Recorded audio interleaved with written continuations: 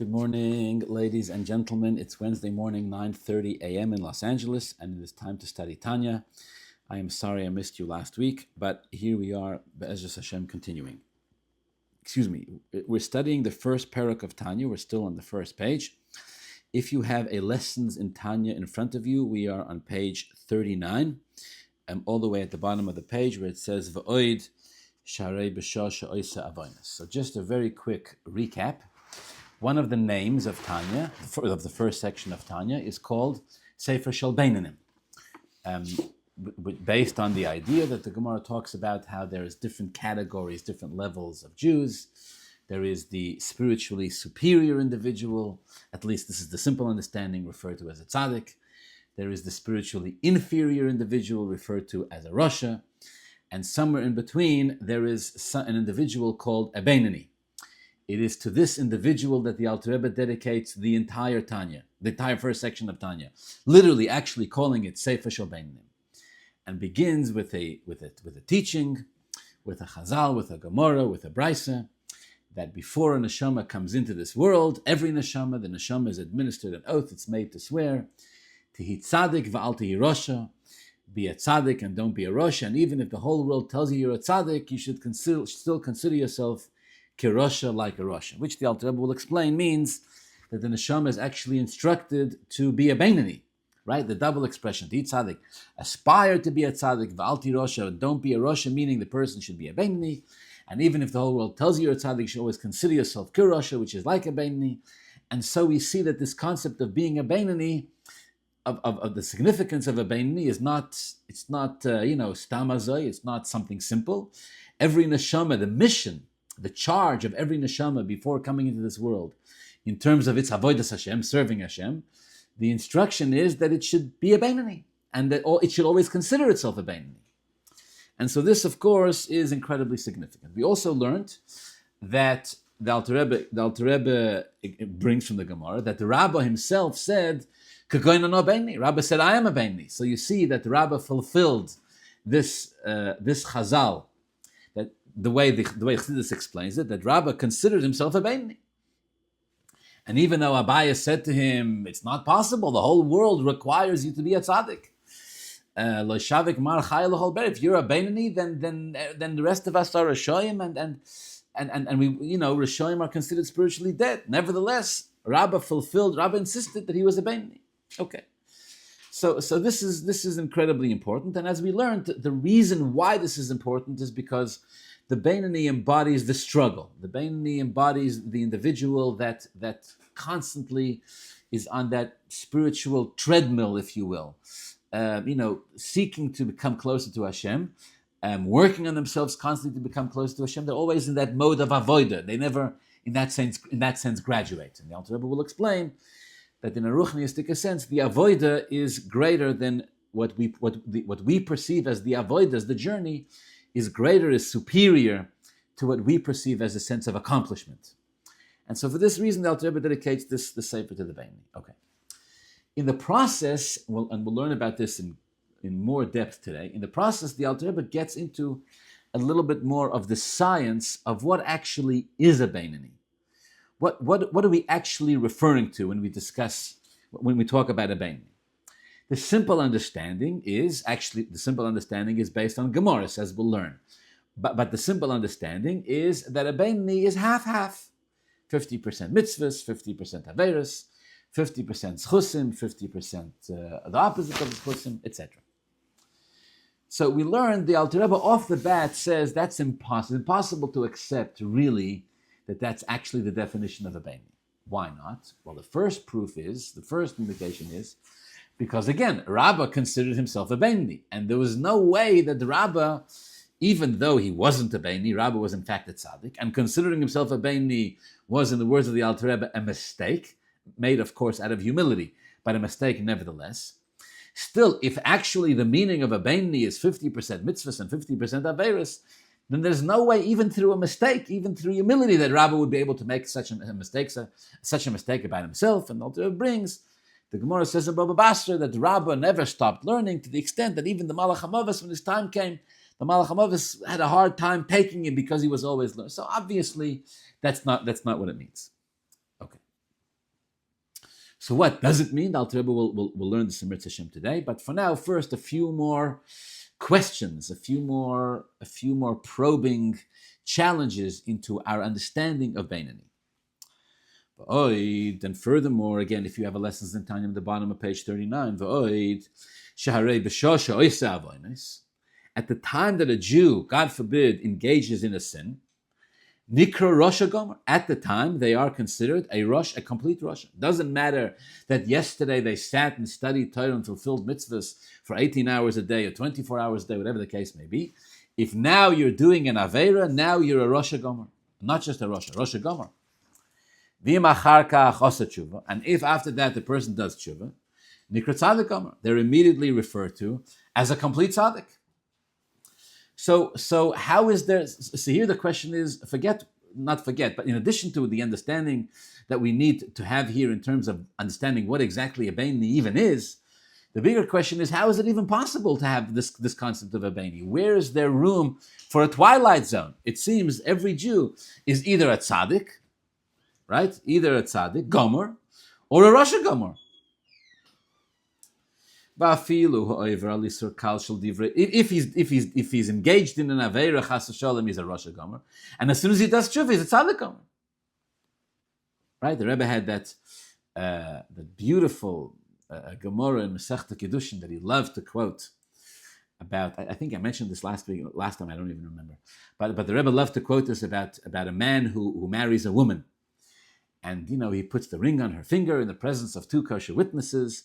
And he says to her, Hareat Mekudeshes, you're betrothed, you're my wife, on the condition that I am a tzaddik gomer. All right, a little narcissistic, a little self-indulgent, but there it is. He married her on the condition that he is a tzaddik, not just a tzaddik, according to some versions, a tzaddik gomer. And the Gemara says everybody knows that he's not... He's nicht kein tzaddik, and he's nicht kein tzaddik gomer, and he's nicht kein tzaddik she'ena gomer. He's not even a halbet tzaddik. Everybody knows that he's a no goodnik. So the Gemara says, Chashin on the kiddushin. We're concerned that it is a valid kiddushin. If she wants to marry somebody else, she needs a get from him. All right, if she wants to marry him, she's got to get another kiddushin. She's got to get a real kiddushin, a kiddushin without strings attached, or without these strings attached. But be it as it may, if she wants to marry somebody else, someone a little less narcissistic, she's going to need a get from the guy. Who's going to need a get from the guy? He said on the condition that I'm a tzaddik gomer, right? If the man had said that he was marrying her on the condition that he was flying to the moon, right? If he didn't fly to the moon, then she's not Mekudesh, she's not his wife. So what do we hear that he said I'm a tzaddik gomer, but he's not a tzaddik gomer. Everybody knows. The Gemara says, and again the Rebbe would love to quote this: Shemo hirer tshuva b'libay. Perhaps at the time that he put the ring on her finger, maybe he was mahar b'tshuva. Maybe he had a genuine, heartfelt thought of tshuva. Maybe at the time he was sincere. Maybe he was sincere at that moment. And if he was sincere at that moment, then at that moment he's a tzaddik gomer. Nothing happened practically. He went back to his old ways, and he went back to his old habits, and he went back to his old shtick. Doesn't matter. Well, what matters tremendously, but it doesn't change the fact that at that moment he was genuinely a tzaddik gomer. Fascinating track, piece of Talmud, fascinating. But the Gemara, and the Rebbe loved to quote it for a few reasons. First of all, you see the potential of every yid, right? The potential doesn't matter. It doesn't matter who they are. It doesn't matter who married the woman in this way. No matter how ignorant, how negligent, no matter what their track record and rap sheet is. The Gemara still says we're concerned for the Kedusha. And another reason why the Rebbe loved this Gemara so much is because of the speed. You see here how quickly it takes. In one moment, boom, the person can transition themselves from a complete Rasha to a complete Tzaddik. Okay. So again, this is the Alter Rebbe's question over here. What does even a Beinani, not just what does a Beinani mean? Where is there room? What's the science of this? There's no twilight zone. We seem to have a very black and white system. One Aveira is enough to make you a Rosh Gomer. And if you do Tshuva, you're a Tzaddik Gomer.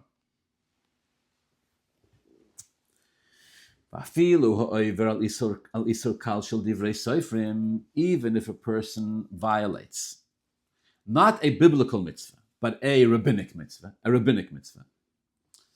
Mikri Rasha, still the Alter Rebbe says, even if it's just a rabbinic violation, you're still called a Rasha.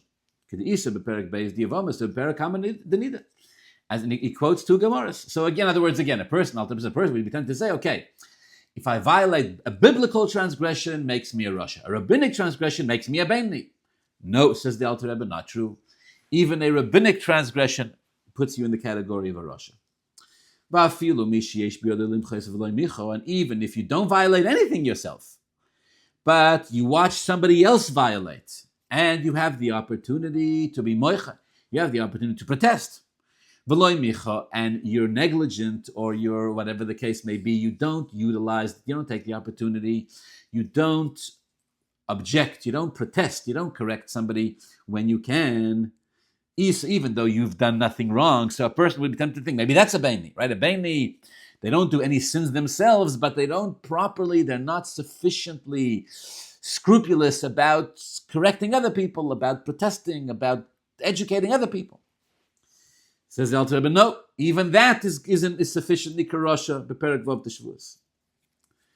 Kol shekain v'kal v'chomer b'mavatel eze mitzvah saseh shef shelakayim. And certainly, if even a rabbinic violation is enough to put you in the category of a rasha, then definitely if a person neglects the opportunity to fulfill a biblical mitzvah saseh, a biblical positive mitzvah, for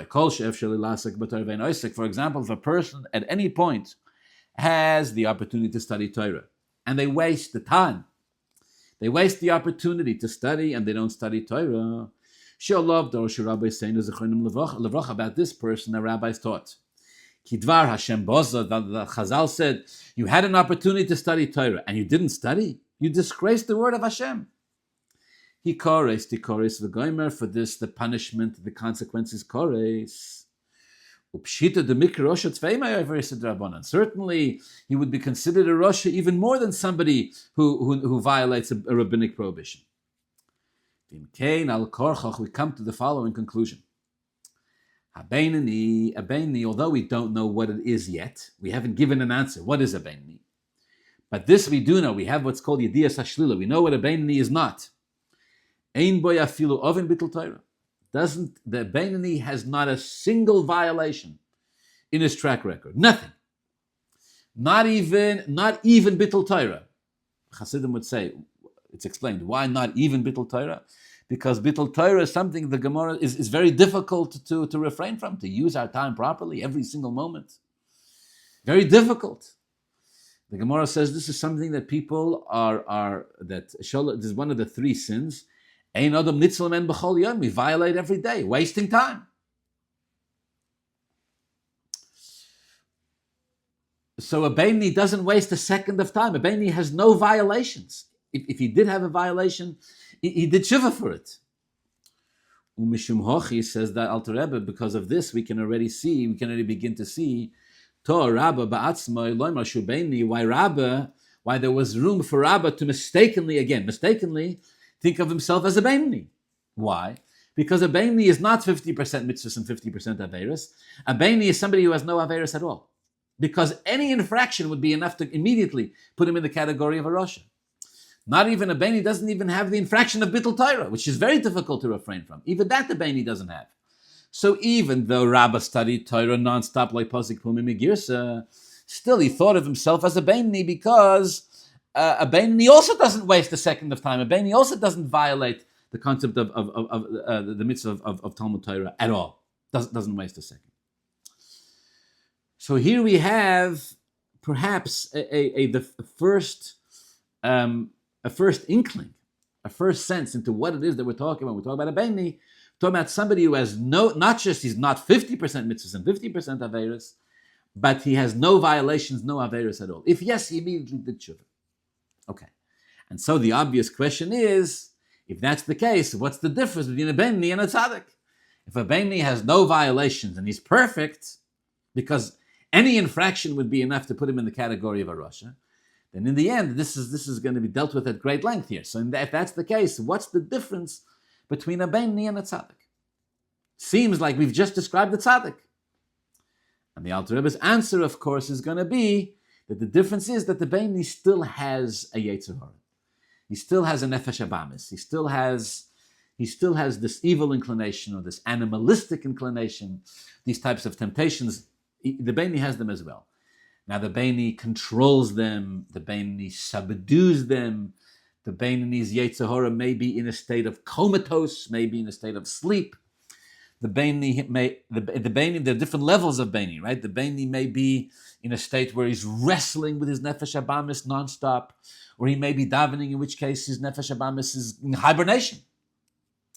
But either way, the fact that he has it, the fact that this evil lurks beneath the surface, puts him in the category of a Beini, not in the category of a tzaddik, as opposed to a tzaddik who either eradicates the Nefesh Abamis from within himself completely, or even more, transforms it into a source of good, as we will in Mirz Hashem learn over the next couple of weeks and months, etc. Okay. It's important to highlight for a minute or two the significance of this idea, because at the surface the whole thing seems a little bit technical, so to speak, or scientific, right? The discussion, what's a Beini? The world thinks, people think, Beini is 50% mitzvahs, 50% averos. Again, soon we'll see that this is a Gemara. The Gemara says that Beini is 50% mitzvahs to 50% averos. The Alter Rebbe says it can't be pshat and brings proofs, agan semaisa. So on the surface, it seems like, Seder.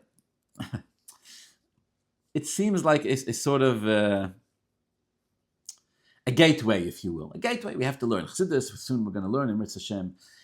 The Alter Rebbe will lay down the foundation, really, of all of Chassidus, which is that every Yid has a neshama, and every Yid is born as two neshamas, etc.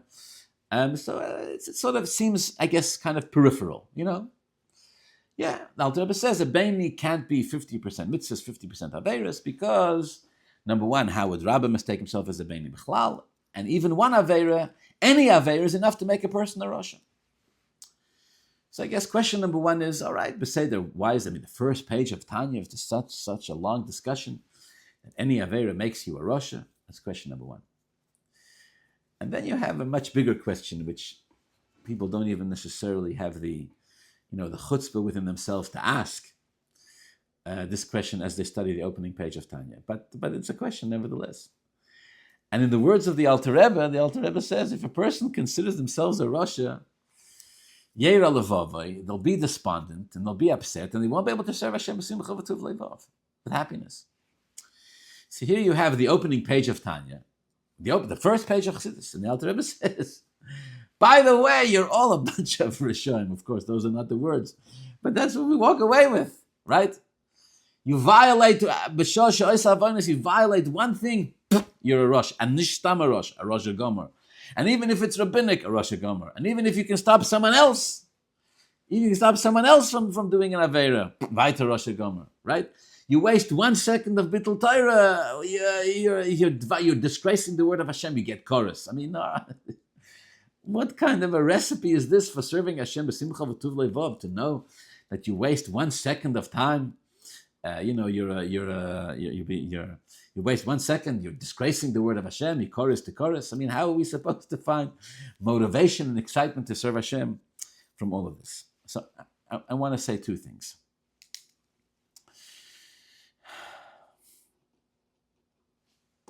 Number one, there is a very profound, there's a sikh of the Rebbe, where the Rebbe gives an insight which I think it's incredibly important to absorb it.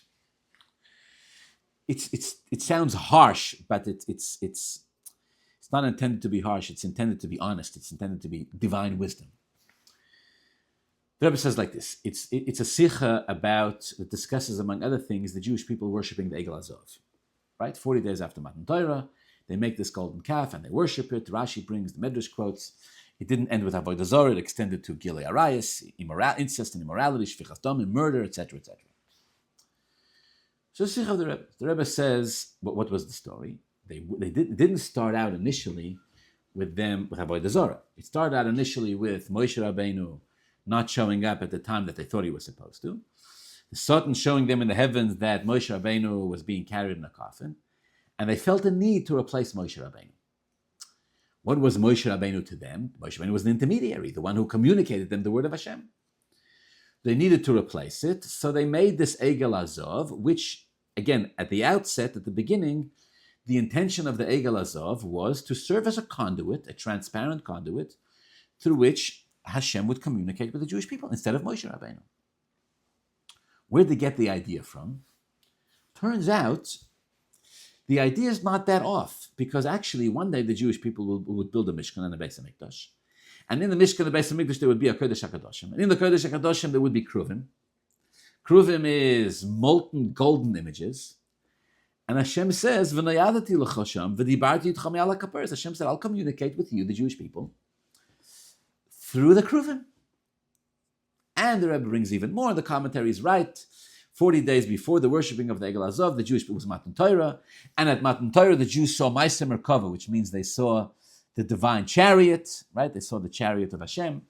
And one of it's described in the prophecies of Yechezkel, I'm not getting into it now. It's called Ma'aseh Merkava. It's the source of all of Kabbalah, comes from this concept of Ma'aseh Merkava. The Mishnah says, you have to be careful who you even teach this to, right? Even you wouldn't teach it even to one person unless they're on an extremely lofty level called Ma'aseh Merkava, right? The Ma'aseh Merkava, the chariot that Yechezkel says he saw the Rebbeinu Shalom was sitting on this chariot. We read about it in the Haftarah of Shavuos every year.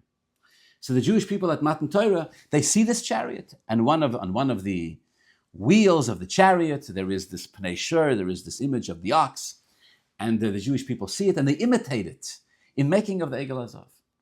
So not just they had pure intentions, not just they were trying to connect to Hashem, but actually they basically modeled this of what they saw in the Kodesh HaKadoshim.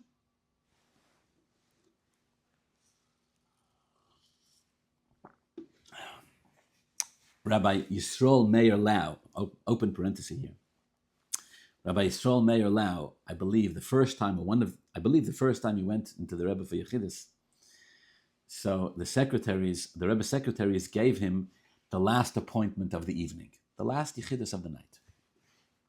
Why? Because they knew he was going to take out, there was going to be a lengthy Yechidus, so they gave him the last appointment.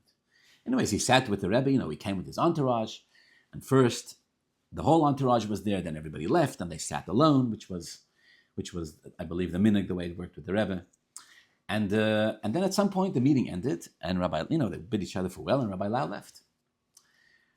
So Rabbi Lau says he was still standing in the foyer of 770, I guess talking to his people, or whatever the case may be. And the Rebbe came out. The Rebbe came out because, again, that was the last Yechidus, so the Rebbe was going to go home. So the Rebbe comes out, if I remember correctly, he said the Rebbe was wearing his coat.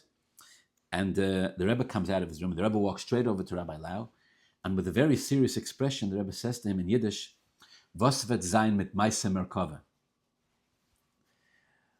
So Rabbi Lau said he got very shooken up by the Rebbe's question. The Rebbe, the Nasi Hador, asking him, "Was wird sein mit Ma'aseh Merkava?" What's going to be with the chariot, with Yechezkel's, referred to usually as Yechezkel's chariot? He said that they hadn't talked about it in the meeting. It didn't come up, Ma'aseh Merkava. He didn't know what the Rebbe meant. He didn't know what to say. He got rattled by the Rebbe's question. So the Rebbe smiled, and the Rebbe said, "I mean to ask you if you have a ride home." Because Merkava is a chariot. I mean to ask you if you have a ride home. If not, the Rebbe says we can arrange it, with whoever it is that would drive the Rebbe would drive him home as well. So he said, he told the Rebbe he has a ride. But anyways, he repeated this exchange he had with the Rebbe. Close bracket. So the Jews see the Ma'aseh Merkava, they imitate it, they make the Egel Azov. They're trying to connect with Hashem. Says the Rebbe, so what in the end is the difference? Why is the Egel Azov the greatest, or one of the greatest of all sins? Ending up with Avodah Zorah, Gila, Rice, and Shvichas Damim. And the Kruvim, Kodesh HaKadoshim. It seems like they're both, when they made the Egel Azov, they were basically just trying to make Kruvim. And yet the Kruvim are Kodesh Kadoshim Mamash, and Hashem says, I speak to you through the Kruvim. And the Egel Azov ends up in Avodah Zorah Mamash. Avodah Zorah, Gila, Rice, Shvichas Damim. It had to be destroyed and burnt and pulverized and reverted to ashes and all the rest of it. So the Rebbe asks this question. It's incredibly, think about the gravity of the question. What's the difference? And the Rebbe says there's one simple difference. One simple difference. The difference is it Hashem's idea or is it your idea? That's it. Is this Hashem's instruction or is this your wisdom? If it's Hashem's instruction, it's Kodesh Kodoshim Mamash. Kodesh Kodoshim Mamash. Divine.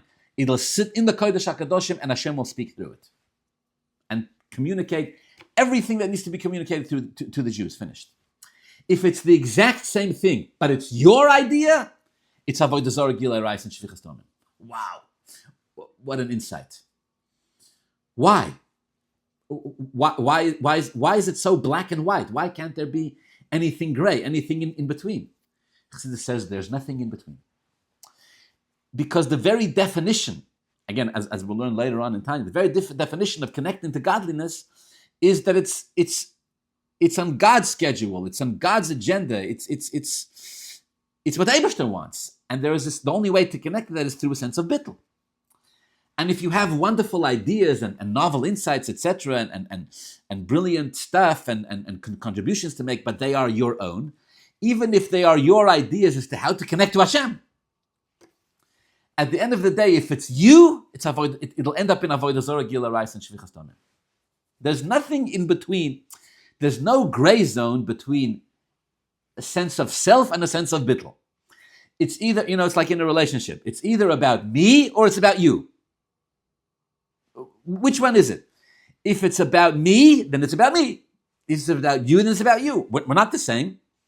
There's what I want. There's what I want. There's what you want. And if it's going to be about the relationship, then at some point I'm going to have to suspend what it is that I want in order to be able to connect with you, right? The famous joke: the narcissist talked about themselves for 2 hours, and then after 2 hours, the narcissist said, "That's enough of me speaking about myself. It's your turn. Now you tell me. What do you think about me?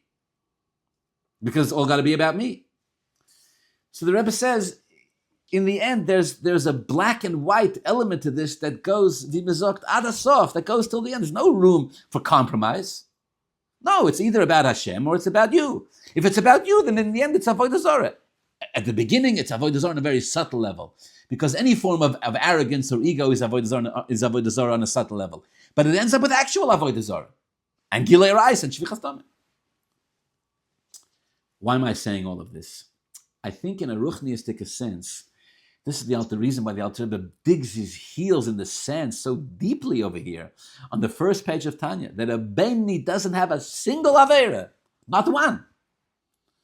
Because one Aveira will make you a Rosh Gomer, even if it's the Rabbanon, and even if it's stopping someone else from sinning, and even if it's 1 second of Bittul Torah, which the Gemara says, Ein Adam Nitzal Men B'chol Yom. Everybody violates this every single day. Says the Alter Rebbe, none of that can be a Beinoni. Because a Beinoni doesn't mean you're a bislahin and a bislaher. It doesn't mean you're like, tzugot and tzalait. You're like 1 foot on this side, 1 foot on that side. There's no such thing. If it's Hashem's idea, it's Kodesh HaKadoshim. If it's your idea, it's Legal Azov. That's it. That's it. Now, how much are we able to implement that? How much are we able to live it? How much are we able to execute? Say there, we have a Nefesh Habamis. We struggle with it. Even the Beinoni struggles with his own Nefesh Habamis, as we'll learn. But in terms of Torah's emes calling somebody a Beinoni, the Alter Rebbe from the first page of Tanya wants to root this out. Right? This is Chassidus. Nothing else exists besides for Hashem. Beinoni can't be, diluted. Yeah. In the morning it's good, in the afternoon, in the morning it's about God, in the afternoon it's about himself. Chas v'sholem. That's still a kus. That's not godliness. That's Eigal Azov. Now again, the intent is not to make us depressed, right? but first of all, on page 1 of Tanya, you need clarity. Black and white, crystal clarity. The Rebbeinu Shalom, emes, the emes, is not some diluted, user-friendly, version of feel-good Judaism. No. The truth is the truth. It's either Kodesh, a golden image made to connect to Hashem. is either going to be Kodesh HaKadosh Mamash or Avodah Zorah Gilar Shvichas Damim. Finished. What does it depend on? One simple word. Is it about me or the Eibishter? That's it.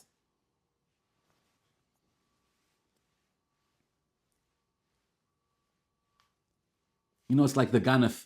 It's like the Ganef who says, 29 days of the month, 23 hours, 59 minutes, and 59 seconds, I'm as honest as possible.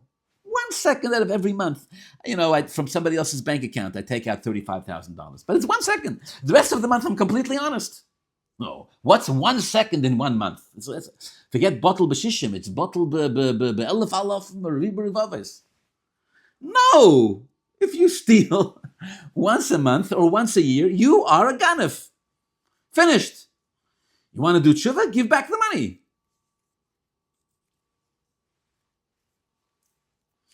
Chassidus will never allow us to fool ourselves this way. Saying, well, I'm a little like this, a little like that. No. No.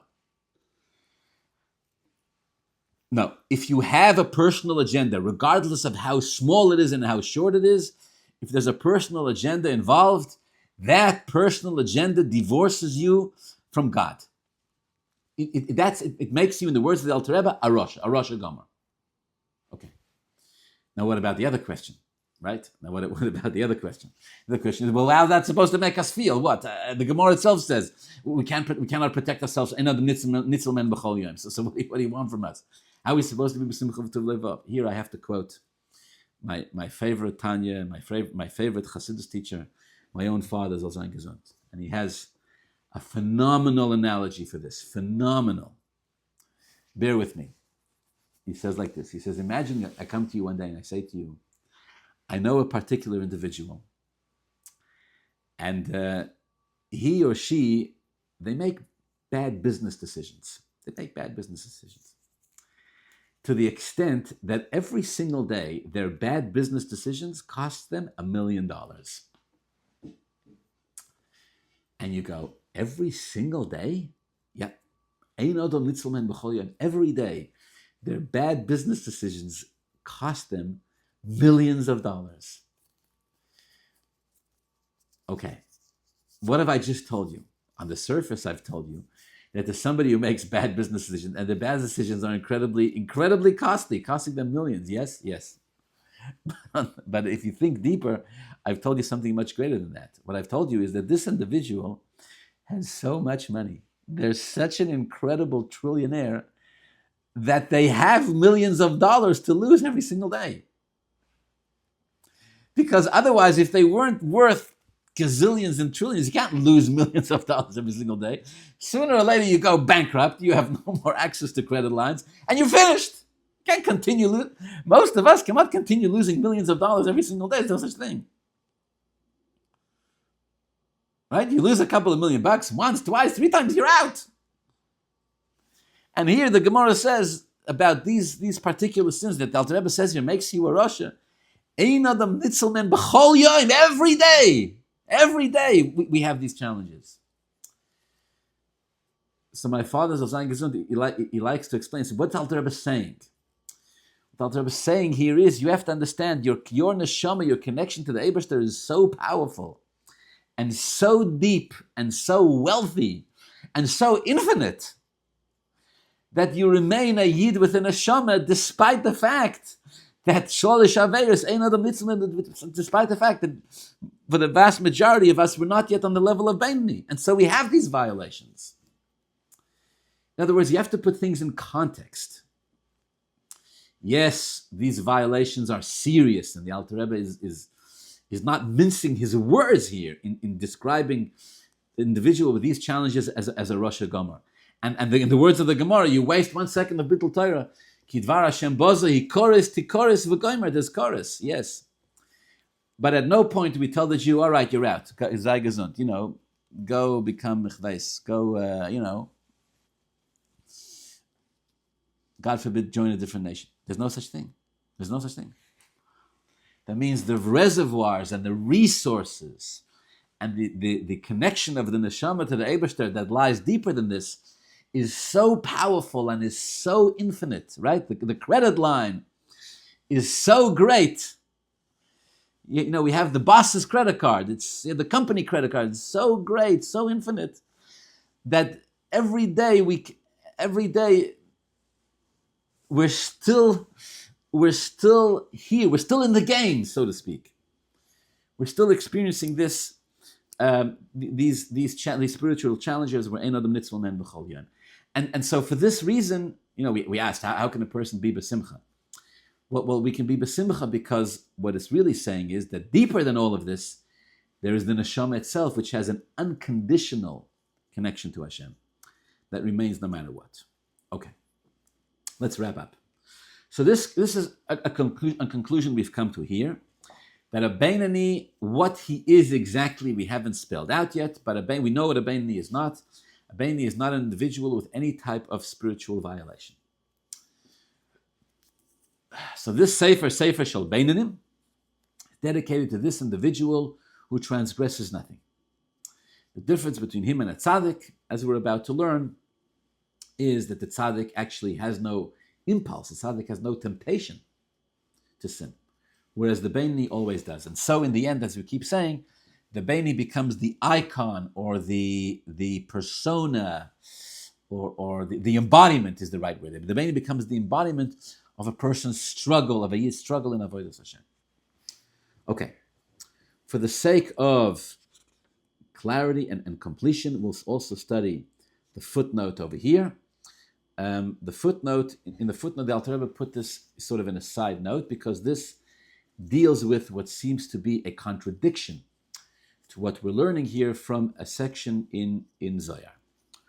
Masha Kosev b'Zohar, says the Alter Rebbe in the Zohar, it says, Chela Gimel, the third section, Daf Reish Lamed Aleph, Kol shememuotin avoynoisov v'chulu, that the definition of a tzaddik v'raloi, right? We mentioned before that there is different levels.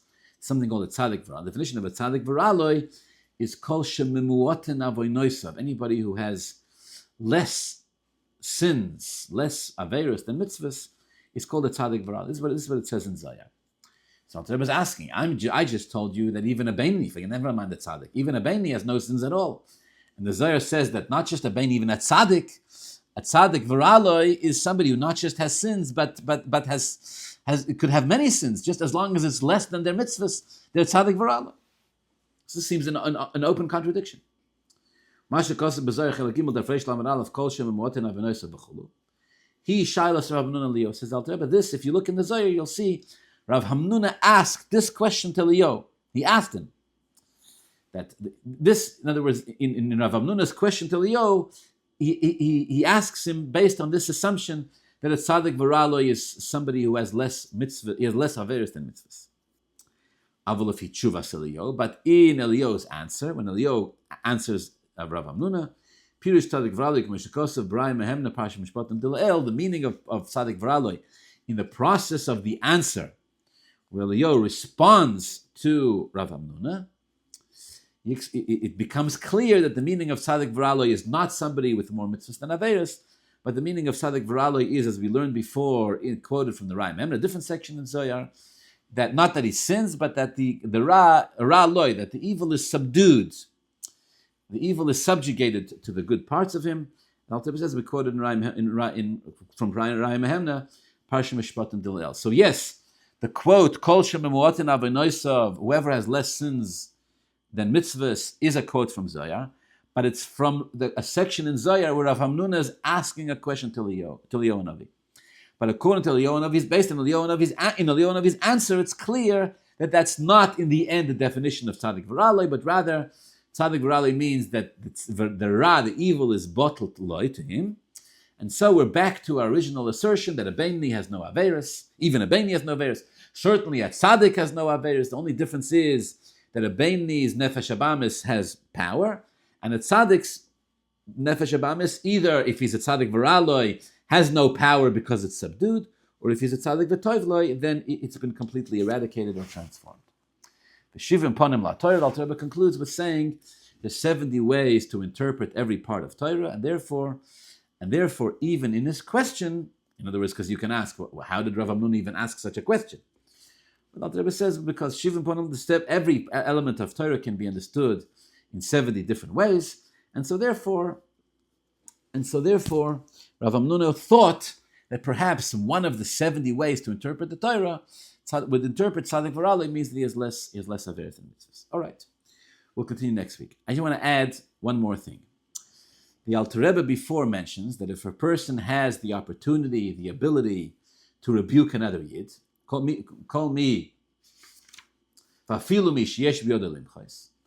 So if he doesn't rebuke, if he doesn't protest, Nikra Rasha is called a Rasha in the Gemara. The Chiddush, the novelty of that is, although he hasn't done anything wrong, nothing biblical, nothing rabbinic, it's someone else who has sinned, but he hasn't rebuked them. If he has the opportunity and he doesn't, then this itself is called a Rasha. So I just want to highlight that it isn't necessarily always a mitzvah to rebuke people who are doing things wrong, right?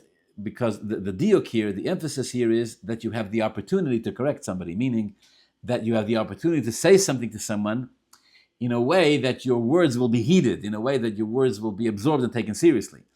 Just rebuke for the sake of rebuke is not a mitzvah. In fact, if you do it, it's borderline an aveira, because you're just going to make people angry and you're going to make them more rebellious, etc. So the challenge here with this is to be able to use one's judgment to know where one has the opportunity and where one has a listening ear and where one can effectively communicate something, and then to say it. And if not, in the famous words of the Gemara, just like it's a mitzvah to say something when you'll be obeyed, when you'll be listened to, it's a mitzvah not to say something when you won't be listened to. In this line I love, there's a famous Hasidic story about a Hasidic Rebbe.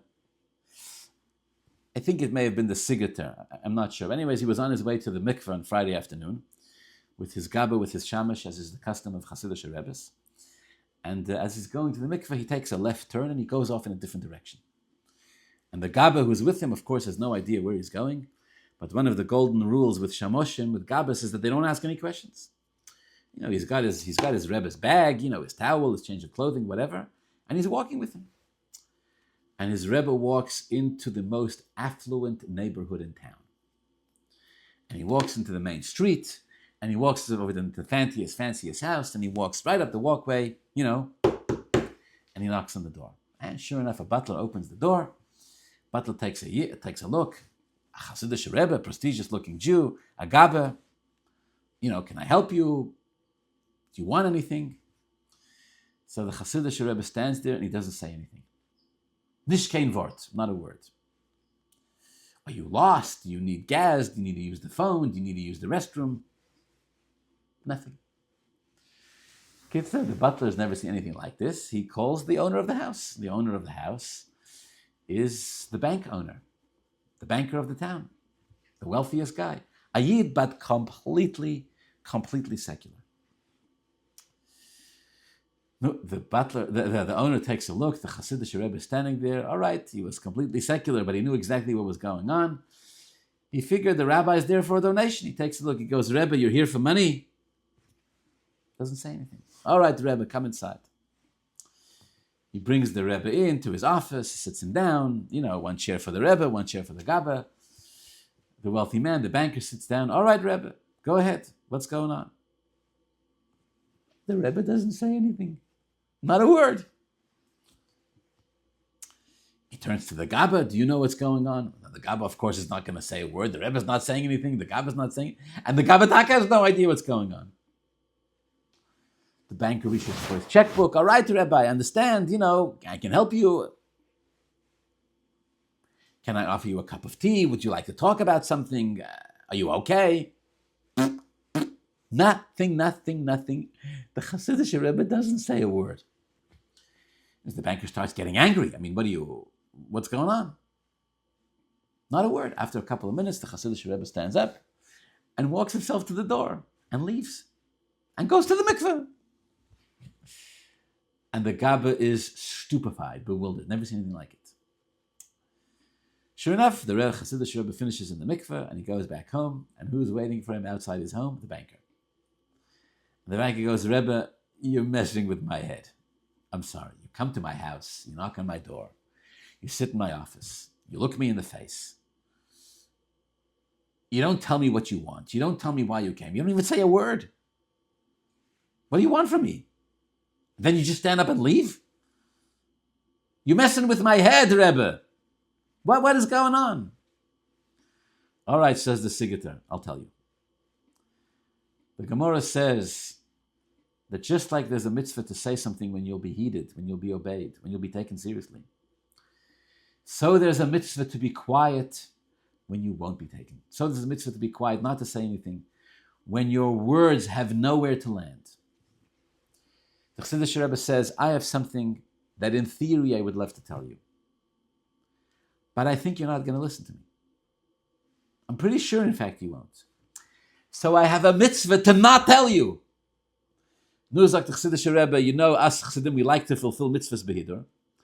I was sitting in my house and I was not telling you, but I figured, what's the value? You don't even know that I have something that I'm not telling you. So I decided, it's very classic Chassidish Rebbe stuff. I'll come to your house, I'll knock on your door, I'll sit in your office, and then I won't tell you. So at least you'll know that there's something I'm not telling you because you're not going to listen to me. And now I, said the Chassidish Rebbe, get to fulfill the mitzvah of not telling you behidur. What is it, says the banker, that you're not telling me? No chance, says the Rebbe, I can't tell you. Because you're not going to listen, and I have a mitzvah to not tell you. But maybe, said the banker to the Chassidish Rebbe, maybe you're wrong. Maybe I will listen to you. How do you know? You haven't told me. The Chassidish Rebbe goes, the Sigater Rebbe goes, look, I don't think you're going to listen. I'm betting on that. Right now, I believe I have a mitzvah. If you promise me you'll do what I say, no matter what, then I have a mitzvah to tell you. But you have to promise me because I don't think you're capable. I don't think you're going to do it. And the banker says, how can I promise you? I don't know what it is. The Rebbe goes, I know. That's why I have a mitzvah. I have a wonderful Shabbos. And he's ready to walk back into his house. All right, the banker goes, you know, even the banker's got a neshama somewhere deep down. All right, Rebbe, I promise. What is it? Says the Sigater, a woman came to see me the other day, and she is Nebuch and Almona. She's Nebuch, a widow. Her husband died a couple of years ago with tremendous debt. And the home that she lives in with her Yesomim, with her orphans, is about to be foreclosed upon by your bank. And she came to me crying and begging and pleading that she's about to be homeless. She doesn't have a prut, she doesn't have a penny. She came to me crying, that asking for help. She's about to be homeless. Says the Sigater, I looked at this woman and I thought, Rebbeinu Shalom, what do you want from me? What do I have money to pay this woman's mortgage? What you know, I can barely hold on to my own. I can barely pay my own debts, if that. He says, and as I sat with this woman and she cried and I cried, I thought to myself, what are you doing? Rebbeinu Shalom, what are you doing to me? Tearing my heart for nothing. What can I do about this? Nothing I can do. And then says the Chassidish Rebbe, I remembered that you're the owner of the bank. And you're a Yid. You're a Yid. How can a Yid not have a heart? How can a Yid not have a soul? Don't take a woman and Almona and Yisraelim and throw him in the street. I figured, I'll go talk to you. But then I remembered, true, you're a Yid, but you're a Yid who strayed very, very far. And you're a banker. And I figured if I asked you to save this woman's home and to write off her debt, you'd probably look at me as if I was, you know, some Hasidic Rebbe and say, Rebbe, that's not how banking works. If I had mercy on people and didn't, you know, foreclose on their homes when they couldn't pay their mortgages, I'd be out of business.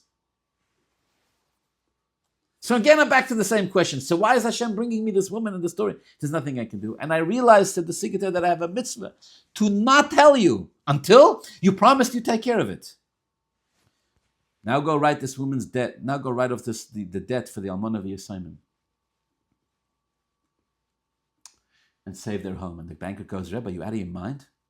Are you out of your mind? I know the story you're talking about. And I am absolutely about to foreclose on her home. They owe an exorbitant amount of money. They're not just having to pay their mortgage. They're in debt on the home. It's a disaster. And the Sigater Rebbe says, remember, you promised me. End of discussion. And so, of course, even this banker, the cold-hearted, calculated banker, was forced to have a heart and to have a soul and to find a way, not Rahman Islam, to evacuate Almanas Simon from what they call home. See, I love the story because it shows you how just like sometimes there's a mitzvah to say, sometimes there's a mitzvah to not say. But what it doesn't mean there's a mitzvah to not say and not do anything. What it means is some people you get through to them by what you say, and some people you get through to them by what you don't say. Now, the Rebbe is saying, if you have the opportunity to reach somebody in whatever form and you don't, in the end we are responsible for that as well. All right. Simon B'Tov, everybody have a wonderful week. We will continue Be'ezus Hashem next week.